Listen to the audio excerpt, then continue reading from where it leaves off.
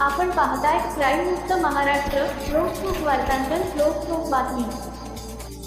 पुणे शहरातील काळेपडळ पोलिसांनी दुचाकी चोरीच्या मालिकेचा छडा लावत सराईत आरोपीला अटक करून त्याच्याकडून चोरीस गेलेले 4 दुचाकी वाहने जप्त करण्यात मोठे यश मिळवले आहे.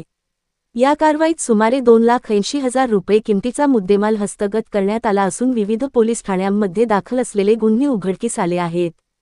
काळेपडळ पोलीस ठाण्यात भारतीय न्याय संहिता कलम 303(2) अन्वये दाखल गुन्ह्याचा तपास सुरू असताना काळेपडळ पोलीस स्टेशनकडील पोलीस अंमलदार शाहिद शेख व अतुल पंधरकर यांना मिळालेल्या गोपनीय माहितीच्या आधारे तपास पथकाने संशयित इसमाचा शोध सुरू केला.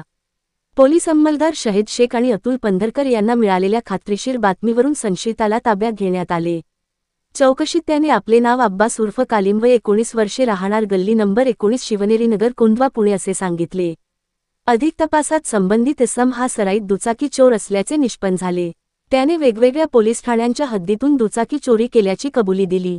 त्याच्या ताब्यातून चोरीस गेलेल्या 4 दुचाकी जप्त करण्यात आली. ही वाहने काळेपडळ लष्कर तसेच हडपसर पोलीस ठाण्यांच्या हद्दीतून चोरीस गेलेली असल्याचे तपासात उघड झाले आहे. जप्त करण्यात आलेल्या वाहनांमध्ये Splendor plus Honda fashion pro तसेच होंडा कंपनीची शाईन या दुचाकींचा समावेश आहे. सर्व वाहने त्यांच्या मूळ मालकांकडून चोरीस गेल्याची खात्री पटली असून संबंधित गुन्ह्यांची नोंद विविध पोलीस ठाण्यांमध्ये करण्यात आली होती.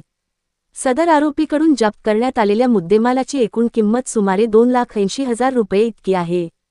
पुढील तपास काळेपडळ पोलिसांकडून सुरू आहे.